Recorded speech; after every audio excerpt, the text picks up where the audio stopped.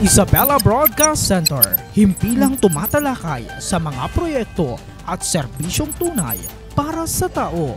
Hatid ang mga programang nag-uugnay sa bawat Isabelenyo saan mang panig ng mundo.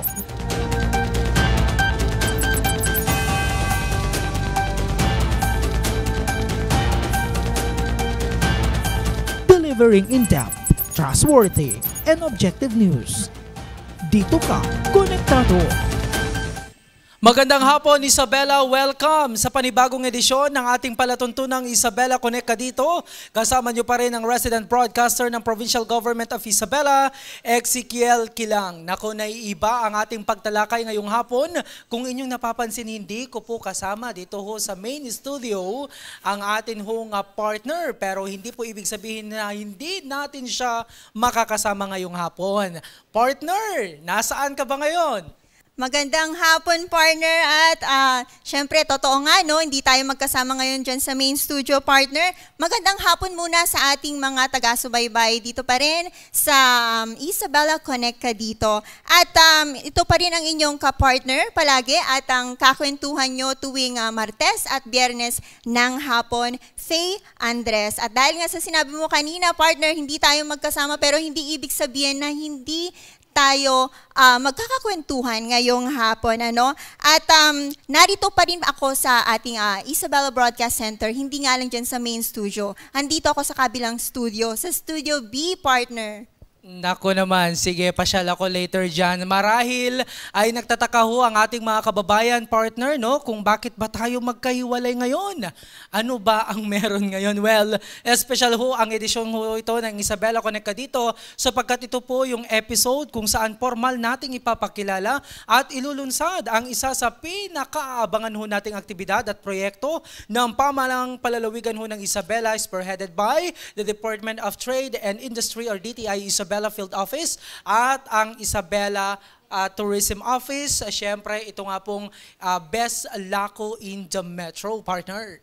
Yes, tama ka dyan, partner. At ganito nga ang ating setup. Magkahiwalay tayo, dalawang studio because hindi lang natin makakasama ang representatives of the team who are really working hard para sa event na ito, kundi makakasama rin natin or we will be joining also by some of our representatives from the entrepreneur or ang ating mga entrepreneurs na makikilahok sa national event na ito. You are correct, partner. Sa patuloy nga pong pag-uusad ng ating ekonomiya ho, kakibat po nito ang mga pagbabago at naidudulot ho nito sa pang-araw-araw nating pamumuhay.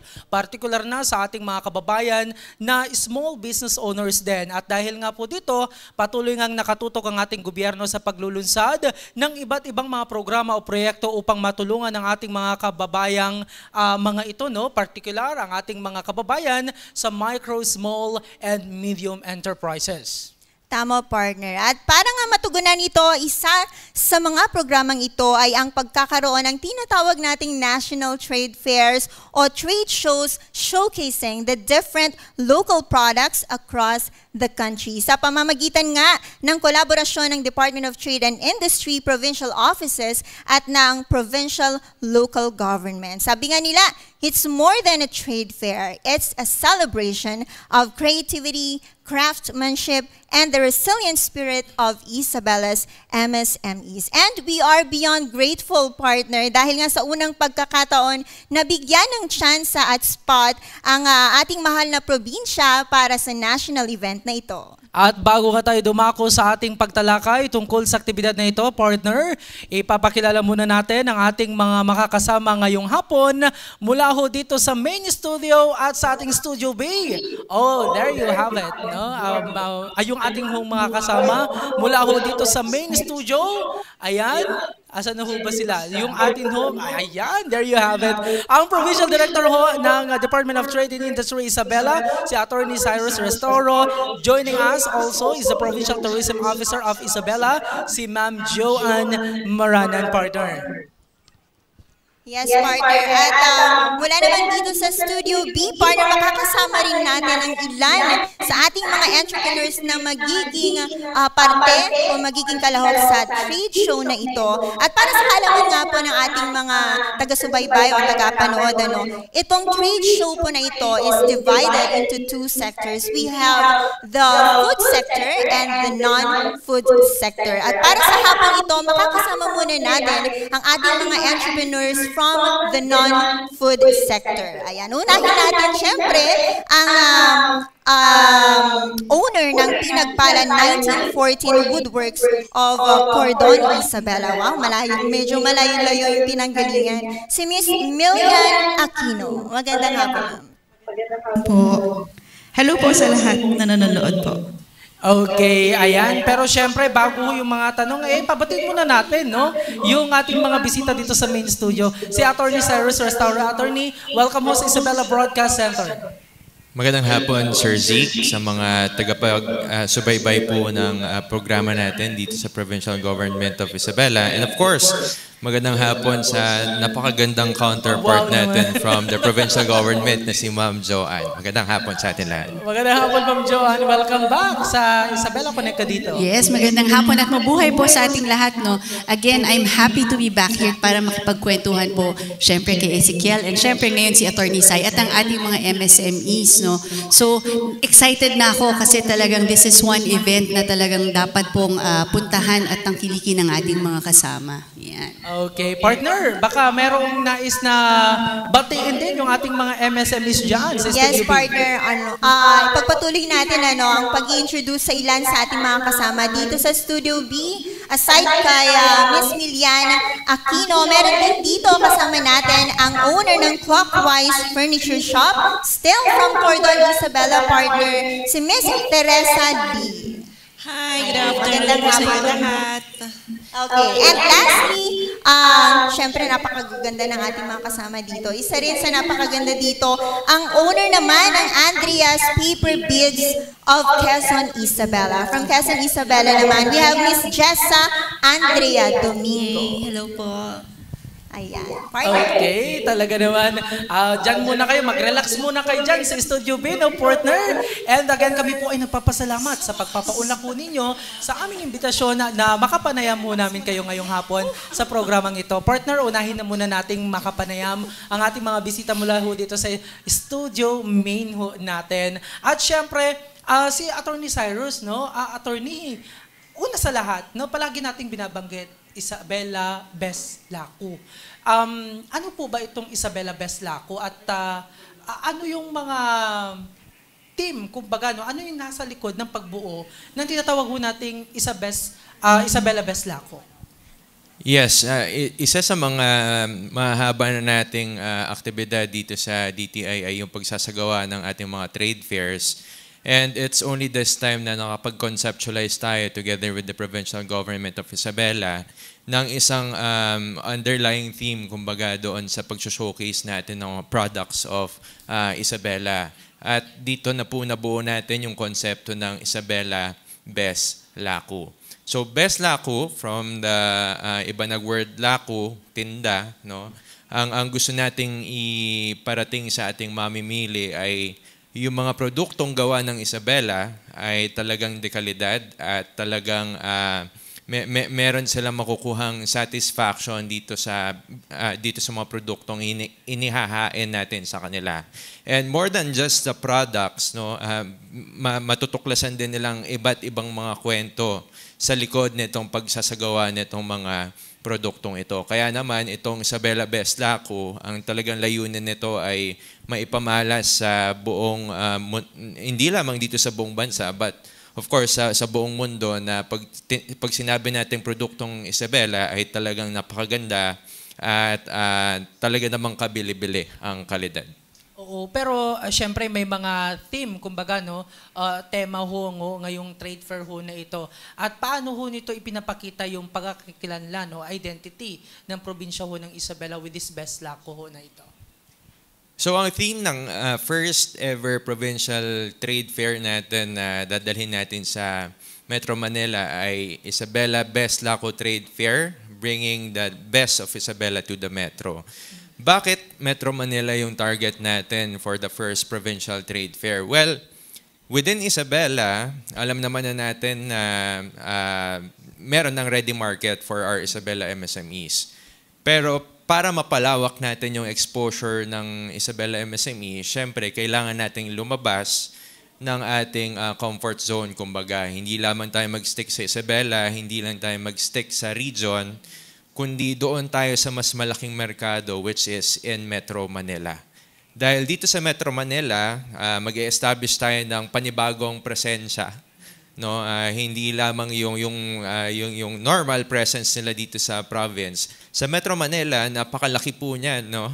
Yung mga taga Metro Manila pa lang, ilan na yung population, how much more yung mga visitors, no, coming from all over the regions in the Philippines. So ang gusto po natin, maidala ang produkto ng Isabela sa Metro Manila at tayo ay nangangarap na balang araw ay magkaroon ng magagandang transactions, magagandang deals ang ating MSMEs para masustain nila, mas mapalago nila yung kanilang mga negosyo. Oo. Anyway, Ma'am Joanne, paano naman nakakatulong ang Best Laco sa turismo ng ating lalawigan ng Isabela? Ayan. Actually, diba, sabi nga natin nung minsan na nag-guest ako dito na important kasi yung tourist receipts. And syempre, part ng pag bumisita ka sa isang lugar, bilang Pilipino, no, lalo na bilang Pilipino, naghahanap tayo palagi ng pasalubong. Or ano yung pwede kong iuwi dyan sa lugar na yan para madala ko dun sa aking mga kasama sa bahay or madala ngayon bilang pasalubong. So it's important kasi, yun nga, kung ano yung nakikita nila sa atin, nadadala nila at nakikilala na unti-unti, ano ba yung mga meron sa Isabela na dapat nilang matikman, dapat nilang maiuwi, madala sa bahay, maipamigay sa kanilang mga kaibigan, no? And ang dami na kasi nating products na talaga nakikilala na. Aside from ito nga, syempre, aking mga weaved clothes, no, from Quezon, Isabela. Ito isa sa mga nakikilala na ng mga produkto natin. Syempre, ayan, endorser talaga. Suot ko rin yung mga natin, paper beads to. Yan. So, especially nung kakagaling ko nung Manila Fame, no? A lot of people are stopping by dun sa booth natin because yun nga napansin nila maganda siya, not knowing that it's paper, no? So ang dami na nating products, ang daming mga buyers sa ating mga produkto na hindi nila alam taga Isabela pala yung mga or galing Isabela pala itong mga produkto na to. So it's really high time na dali na natin as Isabela. So kumbaga papakilala na natin na ito ang mga produktong Isabela. Ito yung mga gawang Isabela, ito yung mga pagkain galing sa Isabela na dapat nyo pong matikman, no? At talagang ipinagmamalaki natin. So habang nakikilala po ang ating mga produkto, syempre, uusbong po ang turismo dito sa ating lalawigan. So kaya talagang gusto natin, not just the tourism sites are being promoted, but also our products para hindi lang po, hindi lang yung sites, no? Kasi syempre kung products natin, yung mga locals din are going to prosper as well. So syempre, kailangan rin natin tulungan ng ating mga MSMEs. I know na in partnership po ito ng Provincial Government of Isabela and of course, Department of Trade and Industry. Sino-sino pa po ba, no, yung mga bumubuo ng organizing team ho para ho dito sa Best Laco at ano yung mga pinakamalaking hamon kumbaga na hinaharap po ninyo sa paghahanda ho at paano nyo ito nasolusyonan? I know, sa pagbuo pa lamang hindi naman ho pulido dapat yan eh. May mga na-encounter talaga kayo ng mga problems. Ano ho yung mga yun at paano ho ninyo nasolusyonan? Siguro sa DTI po muna, Attorney Cyrus. Well, kung pag-uusapan natin yung talagang major partners for this activity, meron tayo, of course, Provincial Government of Isabela, headed by Governor Albano. And on our part, of course, sa DTI, si RD Sofia Ginarag and yours truly. So, actually, matagal na yung konsepto ng Best Laco eh. Hindi pa natin malabi for the past years. But this is the year, 2025 is really the year. Imagine, Sir Zeke, inumpisahan natin yung taon for Isabela with the bank kasi lumabas agad tayo ng Japan. Sinocase natin yung mga natatangi nating mga produkto in the Foodex Japan in Tokyo. And then, bilang culmination doon sa magandang nasimulan natin, ito naman tayo ngayon, buong probinsya ng Isabela ang lalabas doon sa Metro Manila para ipakita yung mga natatanging produkto natin. Ma'am John? Sa amin naman, syempre, the whole provincial government of Isabela, syempre, nagtutulungan lahat ng departments. Number one na dyan, syempre, yung PEDIPO, no? So, investments, important dyan. And then, kasama rin natin, syempre, PIO, hindi mawawala yan dahil nga sa mga sa promotions, no? And then, syempre, tourism, and then all the other departments, of finance department, our agricultural, our OPA, our engineering, everyone's helping out for this project, no? Hindi lang isang department ang gumagalaw. So it's the whole provincial government of Isabela working together with DTI Isabela para maging successful. I know, sabi mo nga, no, wala naman talagang perfectong proyekto, but our goal is really to make it a successful event. And to make it a successful event, yun nga, ang dami naming pinagdaanan, no? For the past months, no, we have been screening. Kasi sa totoo lang, ang dami na pong produkto ng probinsya ng Isabela. Pero, syempre, hindi naman natin masasabing lahat agad ilalabas natin. No? So, we had to screen. We had 3 days of screening all the products. Yung mga gustong sumali at pumunta ng Manila, we screened all the products and then inisa-isa namin. So, kung food yan, lahat tinikman namin yan. Lahat ng mga produkto, inisa-isa namin, tinignan namin yung quality niya. No? And then, it was already, yung screening namin, naging ano na siya, parang focus group discussion or parang naging ano na siya, dialogue already with the MSMEs where they had the chance to also advise us ano po ba yung mga kailangan naming improvements or kami naman on our side, no, nagbigay rin kami ng comments namin, ano ba to, medyo maalat ba to, ano bang kailangan gawin, ganyan. Because we really want, as mentioned earlier, we want na sana quality products ang ilalabas natin. So yung mga kulang pa at that time, no, mukhang in-improve na nila in time for the best lako. Yan. So talagang screening, aside from nung pinapunta natin sila dito, no, sa ating amphitheater, nagpunta rin kami kung saan ginagawa yung mga produkto because that's how we want to see na ano ba, malinis ba yung paggawa nyo, saan yung ginagawa to and all that. So yung buong process ng screening, medyo tedious siya, but it's an important part of the process. And then ngayon, eto na. So nabuo na namin yung buong concept of the program, and ito na nga. So sa November, magkita-kita po tayong lahat sa Festival Mall. Ayan. Nasagot na yung iba kong tanong. Pinangunahan na. Yung selection no, pangunahin. But anyway, thank you for that. Hindi ko natatanungin kung paano ba yung napili. Si Ma'am Joanne. Anyway, Attorney Sai, no? Maliban sa ipinakilala ho natin kanina na 3, at meron pang susunod na 3, no, by next week. Yun naman yung mga food products naman natin. Ilan po ba yung mga MSMEs, mga exhibitors ho natin na lalahok o kalahok ko sa Isabela Best Lako? Ang mga kalahok po natin for the Isabela Best Lako ay tumataginting na 68 MSMEs po, no? For the retail sector and also doon sa mga MSMEs na lalahok sa ating tinatawag na market testing. Doon sa market testing, sila po yung kumbaga incubatees natin. Titignan natin kung kumusta ba yung market reception doon sa mga produkto para kung makitaan nila ng potential, that's the time na talagang ipupursige nila na magkaroon ng mga karampatang certifications na kailangan sa merkado. So, 68, imagine, Sir Zeke, ilalabas natin na MSMEs, 68 sa Metro Manila. That's only Isabela that can do that magnitude of trade fair in the country. Oo, but yung 68 na yan, I guess marami pa yung mga gusto ring sumali. Kasi parang naririnig ko na, ay maganda yung ganyang programs no, ng Isabela Province and the DTI. May mga iba pa po bang nagpahiwatig na, sir, gusto ko rin sumali, kaso nga lang hindi nakahabol? Yes, yung sa 68, definitely may mga hindi tayo na isama dyan ng mga MSMEs kasi nga talagang sinasala natin yung qualifications ng bawat isa. And also guided doon sa sinabi ni Gov. Albano sa amin, yung instruction niya na dapat endemic to the province of Isabela yung raw materials na ginagamit ng mga MSMEs. And again, 68 is just a sample of the whole population. Definitely may mga hindi na isama dyan.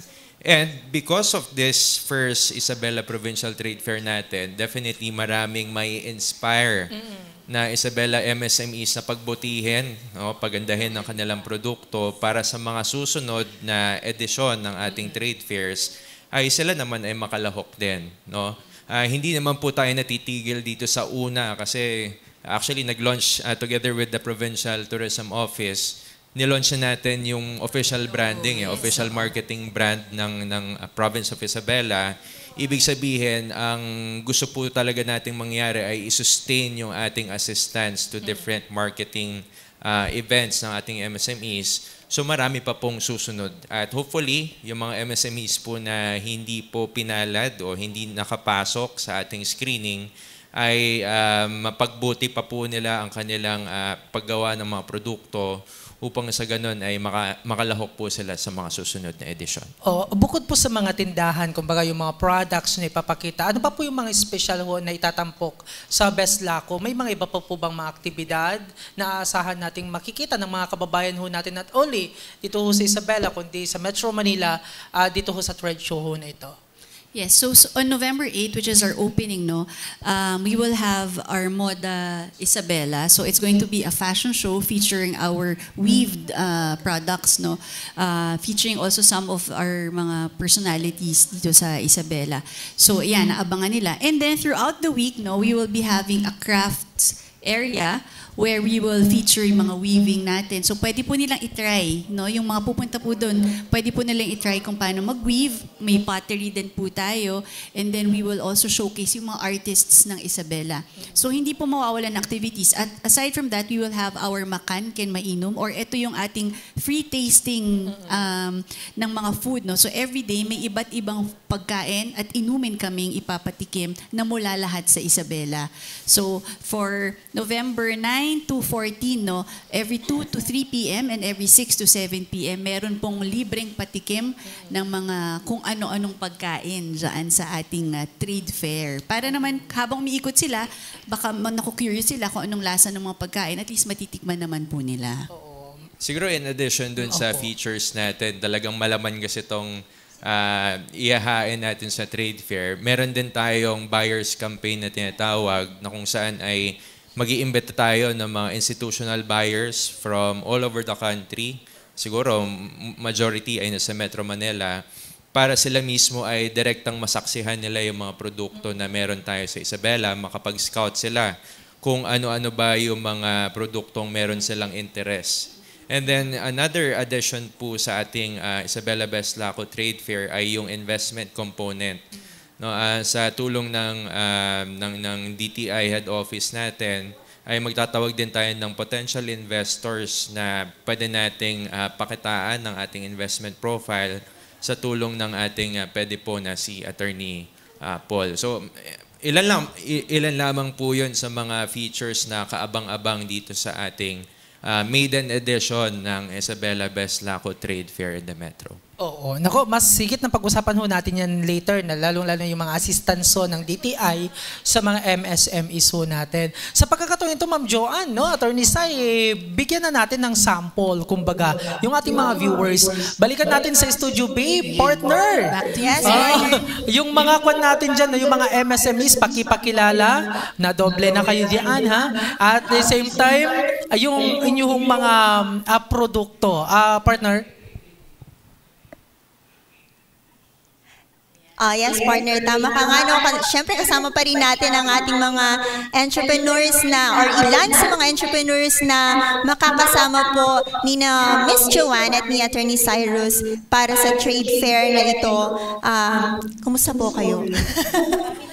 Sa tingin ko parang nag-enjoy sila kasi they really knew each other na. Kilalang-kilala na lang ang bawat isa. At ibig sabihin lang yan, talagang sila na yung iba, ilan sa mga nagre-representa ng ating probinsya sa mga ginaganap na trade fair nga ng PGI partner. So, kilalanin muna natin tong ating mga entrepreneurs. Nakikita niyo po, meron tayong mga sample products dito. Sample products, syempre, ng ating mga bisita ngayong hapon. Ano po yung mga specific na products ninyo? Paano po kayo nagsimula? ano yan, nanaginip lang ba kayo? Or may naging Gising na lang, inspirasyon nagising ba na lang kayo? bigla. May naging inspirasyon po ba kayo, mga ma'am, kung paano po nagsimula itong mga napakagandang produkto na ito? Go ahead. Ano po, aksidente lang po talaga yung pagsisimula po namin. Ano yung products mo dito, ma'am? Eto ma'am, Pakita yung natin. plaques po, tsaka eto, token po ito for judges. Tapos yung bestseller Wood po na carvings. ano po, wooden plaques, wooden trophies, souvenirs. Nagko-customize po kami, engraving. Tapos yung mga pang-token po, ayan.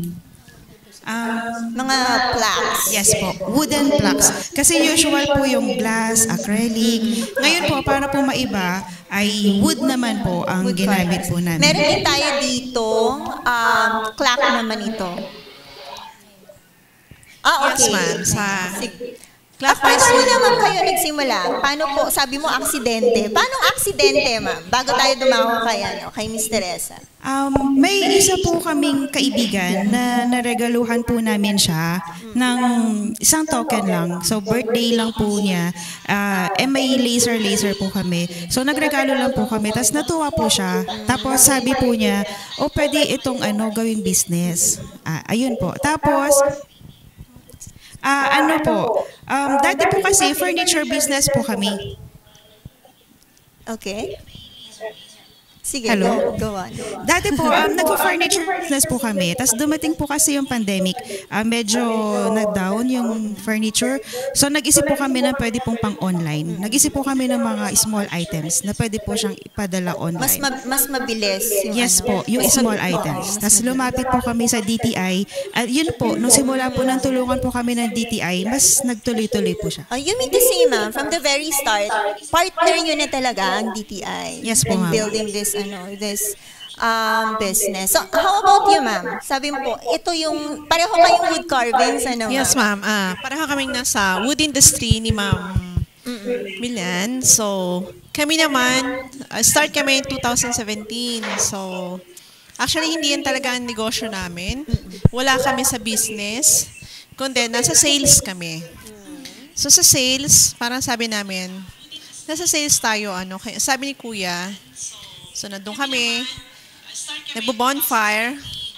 So, nakita namin, ang gaganda nga naman. So, sa social media kasi makikita mo na may arts Nagpo-bonfire and ka crafts. habang nasusunog yung kahoy, ma'am. Hindi, so, nagkaroon may kami ng vision vision ka na. na ganon, mukhang magandang bigyan to ng buhay. Kasi siya antique, unique, wala siyang kapareho. If ever man, sa ngayon, marami na siyang nagiging Pero yun yung talaga yung namin na, At saka Why not try? tumatagal siya. Yes, no? ma'am. Hindi gaya ng mga Naglo-long lasting plastics, siya. mga ganyan na, or mga glass na pwedeng mabasag agad, Yes, maputol, pero this one, hindi siya talaga, talagang tatagal yung klase ng may forever material. po siya dyan.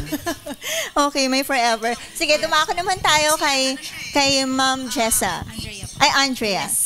Ang naman po, start siya third year high school. Yung paper mache po yung una kong nagawa. Pero 2009 po nung purely experiment po ako sa paper beading. Yun po yung start talaga ng paper beading. And kung yung registration po ng business is noong 2013 pa. Okay. Pero kung titignan niyo po, mga kaibigan, actually may mga suot-suot na sila.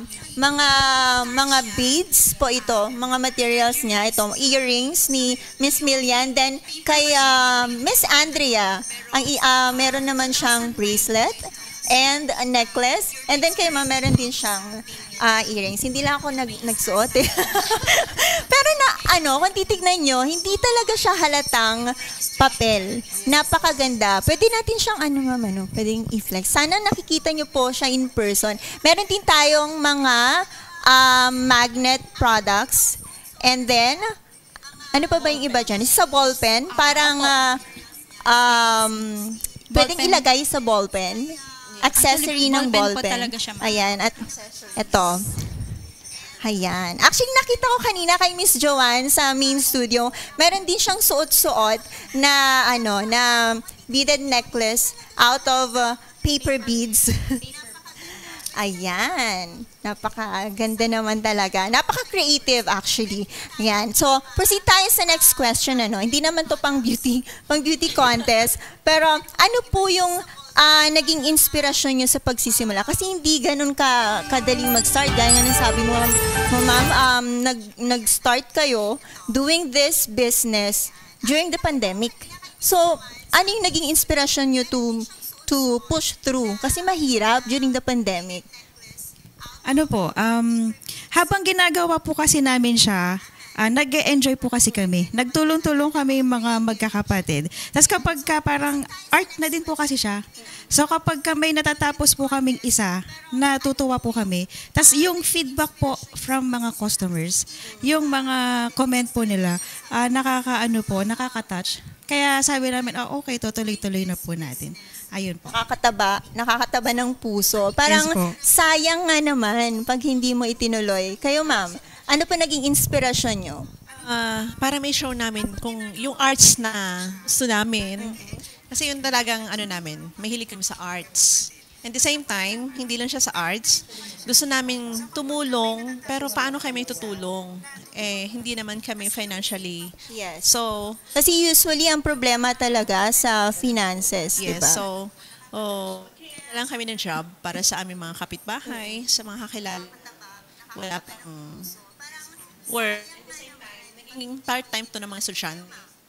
So, ibig sabihin, meron po kayong mga trabahador na students. Part-time nila. Oo, at least nagkakaroon sila ng source of income to help them also sa kanilang pag-aaral. At sabi nyo nga kanina sa inyong mga kapitbahay, nakakatulong kayong mag-create ng employment, job employment. Yes, ayan. So, I believe hindi ko natatanin yung third question ko, no? Kasi ang pangatlong question ko sana, ito ba yung first time yung sumali? Pero it seems like hindi ito yung una yung beses na sumali sa trade show kasi magkakakilala na kayo. Ibig sabihin, tuwing nagkakaroon ng ganitong klase ng event, spearheaded by the provincial government or the DTI, kayo yung usual na magkakasama. Ibig sabihin talagang kilala na yung mga products ninyo. So, paano nakatulong ang DTI sa pag-create nyo nitong business na ito? Sobrang laki, ma'am. Especially, may showcase na, unang-una, sa sales. Ang laki ng tulong nila sa amin, sa pag-build namin ng aming mga produkto, kung paano pa siya namin palawakin, pagandahin. At sa sales naman, malaking tulong nila, lalo-lalo sa mga trade fair. Kasi hindi kami makakalabas ng kami lang. Without them, hindi namin kaya. So, by the help of DTI, na-showcase namin ang aming mga product. So parang naging avenue yung mga trade shows na ginaganap ng government natin para mailunsad yung mga products nyo. So aside sa social media, sila talaga malaki ang naitulong sa amin. Okay. So bukod po sa pagsali nyo naman sa mga trade show, ano pa ba yung ibang mga strategies nyo in marketing yung inyong mga produkto po? Like doing the online. Meron ba kayong mga online accounts? Nag-online selling din ba kayo, ma'am? Bukod po doon, meron pa ba kayong mga strategies? Paano nyo na ma-market itong mga products na to? Trade fairs. At talagang trade fairs nga, mga trade shows lang talaga, no?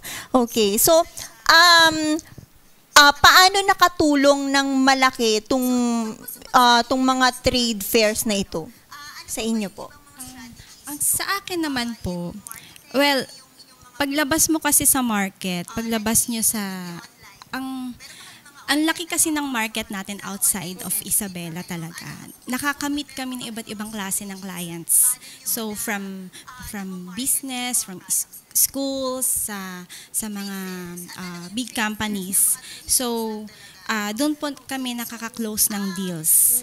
And yung sa amin po, sa Andreas, well, yung advocacy po kasi namin is we help the environment. We help save the environment through recycling at saka yung advocacy rin namin na we help women in the community to have their, syempre, mga sahod, mga livelihoods, di ba?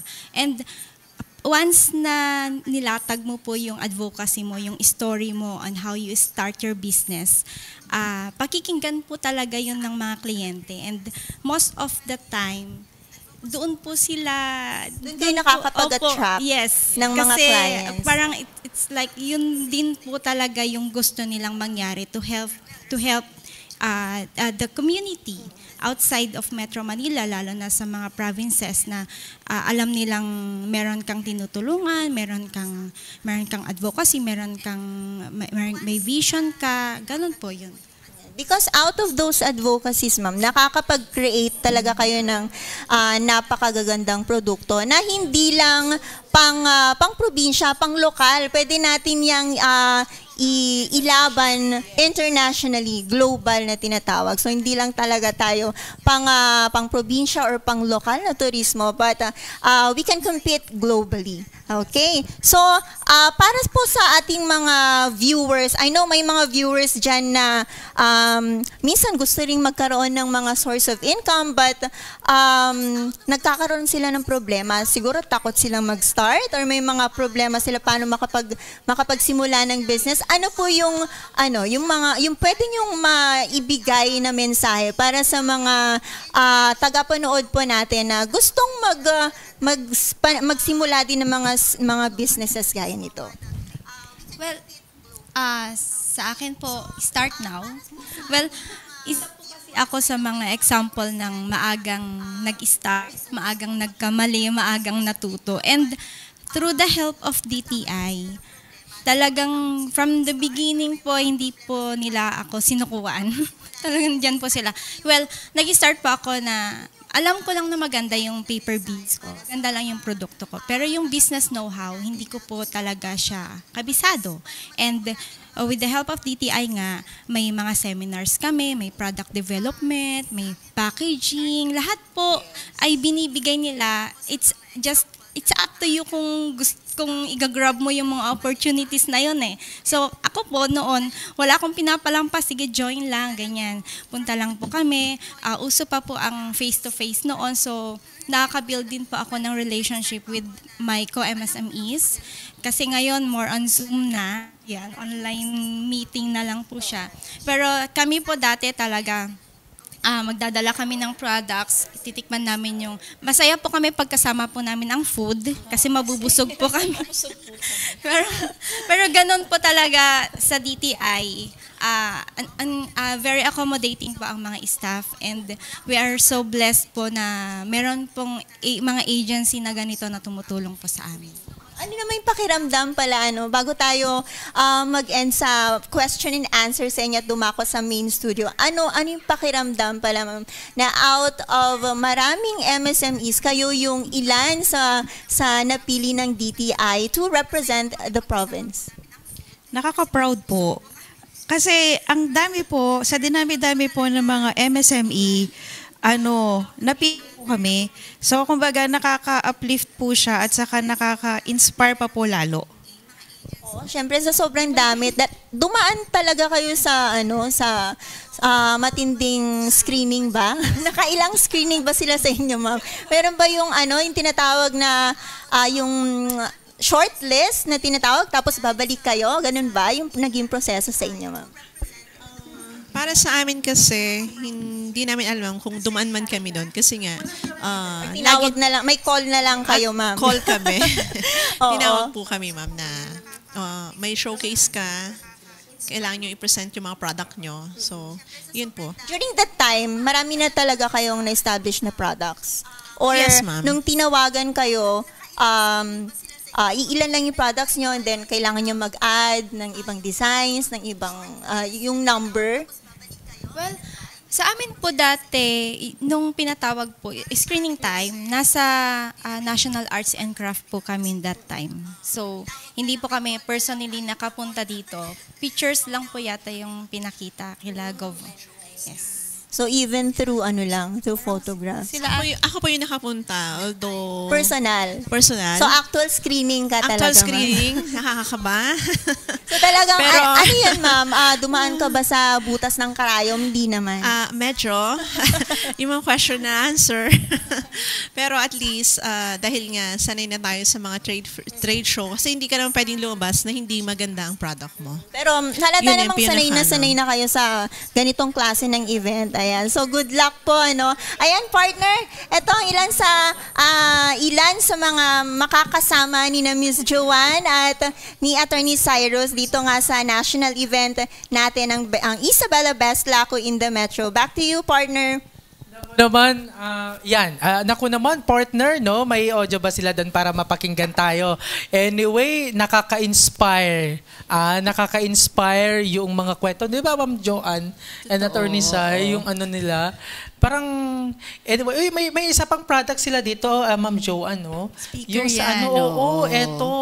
Wooden diba? speaker. 750 pesos daw talaga ito. Tsaka ito rin, ganyan. Ito mini version. Yeah, 750 pesos kapag hindi daw ito naka-engrave. Pero parang mas malakas to. Mas malakas yan, ma'am. Mas nakukitan kasi ako Ito, sa ma'am, kanya. abot sa Kapitolyo to. Hindi ba? Pero yes. So, nung trade fair, no, nung sa Manila Fame, ang dami nilang nabenta. So, yun yung pinakamabili, ma'am, noon that time. I'm not sure if ito, pero sila, no, yung ating mga kasama ni Faye, ilan sila sa mga maraming sales, I think, no? I believe, marami silang sales ng Manila Fame. Speaking, ma'am, no, sa Manila Fame, may tanong tayo, partner. Yes, kay partner. Ma'am Teresa Lee, no, sa Clockwise Furniture Shop. I heard sa Manila Fame, Ma'am Joanne at Attorney Sai, no, nandun yung may bahay ho ni House Speaker Bo GD. And kay Ma'am Teresa, no, mayroon daw mga na-order na, nag-order na. Yes, sa Pinagpala and sa Clockwise, may mga na-order na. May mga na-order na. Gaano karami po ito? Pina-finalize lang yung... Chismoso. Ma'am Teresa, kumusta naman? Opo. Pina-finalize lang yung design. Yes. Ma'am Teresa, kumusta? Dahil, imagine, no, asawa ho ng House Speaker, si Ma'am Andy, nag-order ho siya, bumili at the same time, nag-order na ho siya, then kukunin ho niya sa Best Laco. So ano pong pakiramdam ho? Medyo nakakaba. As of now, nag-start na po kami na kailangan namin, dahil ang target namin, ahead of time, may deliver namin ang kanilang mga orders po. Pati si Pinagpala, meron siyang order. Sa Pinagpala, nako. Nag-order siya sa Pinagpala. And then, alam ko, bumili rin siya kay Andrea. Kasi she went there. The first booth she visited was the Isabela booth. Pakita natin, Sir MK, no, si Ma'am Andy. So habang umiikot siya, I think halos lahat kinausap niya. And sure ako, kay Andrea kumuha siya. And then, yun nga, may order siya kay Pinagpala at Clockwise. Ayan. And kumuha rin siya ng, if I'm not mistaken, pati yung weaved, natin. Ayan, yan. So kumuha rin siya dyan. No? And meron pa siyang mga ibang orders. Meron pa siyang ibang order sa ating mga ibang MSMEs, no? I think sa Santos Weavers Association, yung association ng ating mga kababaihan sa Quezon, Isabela. I'm not sure kung na-order na niya, pero may mag-order din siya doon. Kakasabi lang niya sa akin. So, talagang pinush natin, no, na imbitahan siya at pumunta siya nung time na yon. Kasi sabi ko nga, it's the first time that we will have this, it's the first time that Isabela joined Manila Fame, no? Isa kasi yung Manila Fame, tama ba, Sir Sai, na isa yun sa pinaka-sikat na trade fair for non-food products and international buyers ang pumupunta, no? So, I think one of our MSMEs, sila Pecto, also had a lot of international inquiries, no? So talagang sabi ko nga, napapansin na talaga yung mga produkto natin. So talagang kailangan ipagmalaki na natin na itong mga to ay galing sa Isabela. Grabe talaga, no? Mag-MSMEs din natin. Anyway, Attorney Sai, no? Kasi kitang-kita natin yung mga products ng mga MSMEs natin, mga exhibitors natin. Talagang ready na sila. Ano ba yung ginagawa ng DTI Isabela? para maging ready yung mga natin, may MSMEs na ipakilala yung kanilang produkto, hindi lang locally, nationally, kundi internationally? Madami po tayong intervention sa DTI na ibinibigay sa ating MSMEs. Siyempre, medyo mahaba yung proseso. At bago pa man makatuntong sa trade fair ang ating mga MSMEs, kailangan po dumaan sila sa masusing product development. No? Yung product development ay titignan natin kung ano ba yung trend sa market, ano ba yung patok sa ating mga buyers, and i-align natin yung ating designs doon sa mga yung mga trending, kumbaga. So, once ma-accomplish na ng mga MSMEs yung sa product development, that's the time that they are ready to showcase their products doon sa mga trade fairs. But that's only for the non-food. Kasi pag food po, ay mas masusi na naman yung kailangan pagdaanan yan. Kasi bukod sa product development, ay kasama na po dito yung compliance nila sa iba't ibang mga certifications like yung sa FDA, LTO nila. Kasi pag wala itong mga certifications na ito, hindi sila pwedeng magbenta sa merkado. Kasi nga, hindi natin sigurado kung safe sila kainin ng mga tao. Kailangan muna nilang tumalima doon sa pamantayan na inilalabas ng ating mga ahensya ng gobyerno. Hindi, tumalima. Napaisip ako dun sa tumalima. Like, ano ba yun? Like to follow mga rules, guidelines. Yung mga natin, yung mga nanonood, may mga grupo ho sila. At gusto din nilang i-showcase yung mga products nila, sir. Ano yung mga gagawin nila? Kinakailangan bang pumunta sa tourism office to seek help or sa DTI? Paano ba? Para sa susunod naman daw, mapabilang ho sila sa trade show. Well, kahit saan namang opisina ay pwede naman silang dumulog. No wrong door policy, kumbaga, kahit sa opisina ay tatanggapin naman po kayo pagdating dito sa mga concerns na ganyan. But if you'd like to have a more accessible parang avenue to consult with our staff for us sa DTI, meron naman tayong tinatawag na mga negosyo centers. Scattered po in all different municipalities and cities in Isabela. Meron po tayong mga negosyo centers. Usually situated sila sa mga local government units sa mga munisipyo. And pumunta lamang po kayo doon, ipakita nyo yung mga produkto na gusto nyong magkaroon kayo ng feedback, no, kung paano may improve.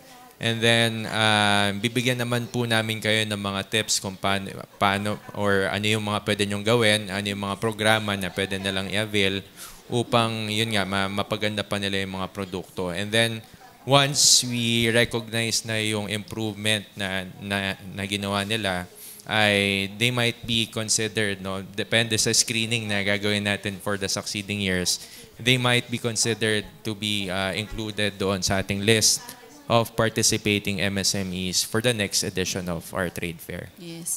And sa amin naman, no, it's either they show the products to us, or maganda rin if they can bring it to their local government units, no, na tourism office, para especially now, no, everyone's preparing already for isa na naman, aside from Besla ako, syempre ito na naman ang Bambanti, padating na naman po ang Bambanti, para pag may booth po ang kanilang mga munisipyo, then kung nakita na po yung products and worth it naman na ilagay sa kanilang mga booth yung mga produkto, maganda pong ma-showcase, I'm sure the LGU will put it and display it sa kanilang mga booth, pati sa mga pasalubong centers nila or OTOP centers nila. And yun nga, they can also show it to us, and then baka mali mo, ilapit din natin dun sa ating iRise program na kung talaga namang dapat silang matulungan, worth it naman na matulungan sila ng Provincial Government of Isabela, baka maisama rin po sila dun sa ating iRise program or Isabela Recovery Initiatives for sandali, ayan na naman tayo. Yung iRise program yung iRise natin. program no? natin. Isabela Recovery Initiatives to Support Enterprises. Ayan. So, kung karapat-dapat silang maisama doon, no? So, tamang maipasok nila. At mapakita lang natin sa ating yung products, then we will support and baka ilatag natin sila doon. Naku, panghuli na lang, ma'am sir, no? May mga products na ho ba dito sa Isabela na parang bang naipadala na kumbaga sa ibang bansa? Or, ano yung aasahan natin after this Basilako natin? Ako na pa, sir. Okay, so yun nga, just this year, no, we started with DTI, nilabas na natin ng Pilipinas yung iba nating mga produkto, especially we started with our food products, no. So, syempre, yung kilalang Cornic natin, yan, so Big Brother, our Vinci, nilabas na natin ang ating mga products from Cabatuan, yung mga mixed veggies natin, okra chips, JBM, calamansi, nalabas na natin. We have gourmet food as well, mga bottled food plus mga malunggay chips, no. So these products have already been brought to FoodX in Tokyo, Japan, no. So medyo may mga nakuha naman silang mga business, no. So sana tuloy-tuloy, and then by next year, sir, tama ba? We will bring baka iba naman, or pwede pa rin namang sumali, but we will also try to bring more products para everyone will have a chance naman to go also and showcase their products. Yes, at bilang nabanggit ni Ms. Jo yung participation natin sa FoodX Japan this year, I think if I'm not mistaken, no, mga around $70,000 yung na-generate nating, yung initial sales pa lang yun, but more than the sales kasi ang gusto nating gauge din ay kung meron ba tayong mga na-connect na international buyers doon sa ating mga Isabela MSMEs. And aside from the food, meron na rin tayong mga lumalabas na mga non-food MSMEs like Sila Pecto, nakakalabas na yung mga produkto niya abroad. I think pati si VGC nakakalabas na rin ng abroad. So marami na po tayong mga pioneer, it's either direct or indirect exporters. May mga pioneers na po tayo dito sa Isabela. And ang goal natin ay dagdagan pa itong mga exporters natin para naman lumago pa lalo yung kanilang mga negosyo. Oo, kung $70,000 convert to peso, malaki din. 4 million mahigit. Oo. Ano naman po yung impression nila sa Japan right after matikman, syempre yung mga food products natin doon? Well, ang impression nila, of course, ang napansin natin ay dapat improve pa natin lalo yung packaging ng ating mga food products. Kasi ang Japanese market ay very visual sila ng mga buyers. Kung attractive yung packaging, most likely sila ay bibili. And dapat healthy, no? Mahilig sila sa mga healthy food. Kaya kailangan yung kunyari yung produkto ni JBM na okra talagang na-peak yung interest nila doon sa mga produktong yon. And kung talagang gustong ma-penetrate yung Japanese market, yung packaging natin dapat merong translation ng Japanese. Yun yung isa sa mga requirements para makapasok tayo ng Japanese market. Madali lang naman siguro yung pag-translate yun, Attorney Sai. Nandiyan naman si Ma'am Joan. Anyway, panghuli na lang, no, Ma'am Jo, bago yung mga mensahe ninyo. Alam ko naman, narugoto ko sa imas, gano'n. Ganun na lang, ma'am, no? Meron tayong products dito, kabilang din po ba ito sa pupunta sa Beslako? Yung basket natin, ma'am? May mga baskets din tayo, no? Ayan. Kasi aside from yung mga accessories, no, we also have mga iba't ibang handicrafts natin, no? So this is our ito din yung sombrero. Made of sabutan ano po yan to? from Palanan yan. Zoom out ako, no? We also have maganda. Nito products, no, from Divilacan naman to, no. And then ito Jones, Isabela. So marami tayong products talaga. Siguro mas bagay sa ito, ma'am. Kala ko kanina tinutulong mo yun. I-try mo kayang isuot, mama. Ayan. Oh, So, di ba? Wow. Ito kasi pang bata to. Pang bata. Pero meron tayong mas malalaki pa siya talaga. Yung talagang mga takot sa araw na natatakpan yung buong Yes nila. po. Yes. So samples lang to kasi medyo naubusan. Oh, affordable naman tong mga to, ma'am. Yes, no? oo. Affordable naman yan. Magpan naman yan. Kaya naman yan sa ano. Anyway, marami ho, no? Kaya pumunta ho kayo sa Metro Manila. Siguro, mensahe ho ninyo, no? Ma'am Joanne, Attorney Sai, so paanyaya sa atin ho mga kababayan na lumahok ho dito sa Best Laco. Ma'am Joanne. Ayan, so sana po magkita-kita tayong lahat sa Isabela Best Laco in the Metro on November 8 to November 15 sa Festival Mall Alabang. Kung gusto nyo pong makita ko anong mga produktong na ipagmamalaki ng Isabela, kahit food yan or non-food, please do visit us at Festival Mall Alabang. Kita-kita po tayo. Ayan. And dagdag na lamang din, no, bilang iniimbitahan po natin ng ating mga manonood dito sa ating first ever provincial trade fair in the Metro, na nawagan po kami sa mga Isabelinos po natin, no, all over the country, especially sa Metro Manila and Southern Tagalog region. Mangyari lamang po na ipamahagi natin yung magandang balita po sa ating mga kaibigan, kapamilya, para po makabisita dito sa ating provincial trade fair na kung saan ay makikita nila, matitikman nila yung masasarap na mga offerings natin dito mula sa probinsya ng Isabela. Tsaka saktong-sakto siya for Christmas shopping, no? Kaya, At bonus. At bonus. So kaya dapat lang mga po ngaruling na pumunta lang po kayo. ako sa inyo. Doon ka na sa free taste.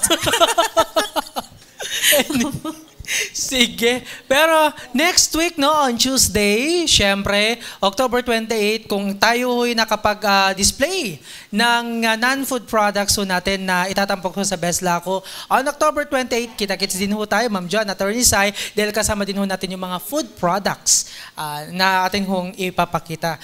Anyway, maraming salamat, Attorney Cyrus, and of course, Ma'am Joanne, sa pagkakataon na kayo ho'y makabahagi sa Isabela Connect dito. Sadyang napakaganda at napaka-productive ng ating naging talakayan ngayong hapon. Maraming salamat po sa napakagandang panayam kasama po ninyo at yung naging mensahe ho ninyo sa atin ho mga kababayan. I know naramdaman ho nila yan. Partner, kumusta naman na kayo dyan? Yes, partner. Talaga naman nag-enjoy kami na nagkakwentuhan dito habang nakikinig sa inyong talakayan dyan. Siyempre, bago tayo magpaalam, bigyan din natin ng tsansa ang ating mga entrepreneurs na kasama natin ngayong hapon upang mag-invite sa ating mga co-Isabelinos at sa ating mga kababayan sa iba't ibang dako ng Pilipinas para sa kanilang pag-visit at pag-join sa gaganaping trade show. Go ahead, ma'am. Would you like to invite our kababayan? Yes, hello po. Kami na po ang magdadala ng Isabela sa Metro. Bisitahin niyo po kami, bumili po kayo. I-ready niyo po yung mga pera ninyo, guys. Para wala na po kaming iuwing mga products. Well, we invite you po sa aming first ever Isabela Best Laco sa Festival Mall Alabang on November 8 to 15. Don't worry po, gagalingan po namin. Miss Milian. Hello po. Iniimbitahan po namin kayong lahat na pumunta po sa Festival Alabang Mall sa November 8 to 15. So mag-e-enjoy po kayo doon. Marami po kayong makikita po doon. At ayun po. Miss Teresa. Yes, again, i-invite po namin kayo lahat all over the world. Pwede na po siya via SOCMED sa pag-orders nyo sa mga hindi makakarating. Mag-start po ang Best Laco sa Sige, partner, yung siguro isa, no, na microphone para mas malinaw na mapakinggan. Ini-invite po namin kayo lahat at nagpapasalamat din po kami sa malaking tulong ng especially DTI, sila Ma'am Cora, si Ma'am Aya, Ma'am Jillian, at sa lahat po ng staff ng DTI. Thank you so much. Maging din po sa Isabela province na malaking tulong nila sa amin para sa pag-showcase namin ng mga produkto. Sana hindi lang to ang una, may kasunod pa po ito. Yan, maraming mabilisang shout out daw, partner. Meron silang mga gustong i-shout out. Go ahead, ma'am. Hello po sa lahat ng mga ka-office mate ko dati sa Isabela Tourism Office. Ayan. Eronea, hello. Calvin, ganyan. Maraming salamat Tsaka po. sa mga taga Quezon, hello po, guys. Okay. Partner. Okay naman. Hello sa inyo dyan sa Studio B. Maraming salamat sa lahat ng ating panauhin ngayong hapon. Sana po ay tangkilikin natin ang mga aktibidad ng Pamahalang Palalawigan ng Isabela gaya po nitong trade show. Tangkilikin din ho natin ang mga lokal na produkto ho ng lalawigan ho ng Isabela nang sa ganun ay umangat lalo at makilala ng gusto ang ating probinsya. That is correct, partner. At ang tagumpay nga ng trade show na ito ay syempre makakatulong ng husto, hindi lamang po sa ekonomiya ng probinsya ng Isabela, kundi sa buong bansa. At higit sa lahat, isang malaking pagtulong para sa ating mga maliliit na mga ngalakal o negosyante. Because in every purchase of Isabela-made products, support po yan sa mga dreams, sa kanilang pamilya, at sa livelihood po ng ating mga kababayang Isabeleños. Maraming salamat po sa lahat ng tumutok sa ating programa ngayong araw. Ang unang bahagi po ito ng ating panayam sa ating mga kalahok sa nalalapit na Best Laku in the Metro. Abangan po ang ikalawang bahagi ng edisyong ito sa Martes, October 28, 2025 sa parehong oras. Patuloy nating tangkilikin at ipagmalaki ang ating lokal na turismo at ang ating mahal na probinsya ng Isabela. Ito po ang inyong lingkod, Faye Andres. Okay, maraming salamat partner dyan sa Studio B. Sabi nga ho ng Department of Trade and Industry o DTI Isabela that every purchase tells a story of craftsmanship, creativity, and community pride.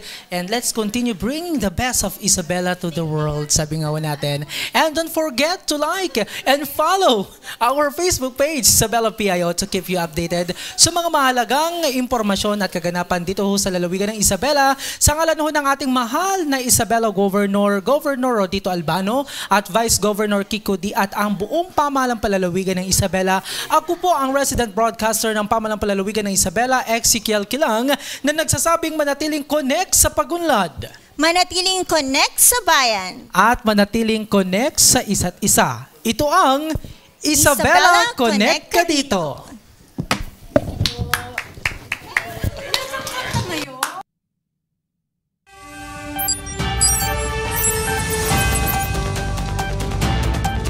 Isabela Broadcast Center, himpilang tumatalakay sa mga proyekto at serbisyong tunay para sa tao. Hatid ang mga programang nag-uugnay sa bawat Isabelenyo saan mang panig ng mundo.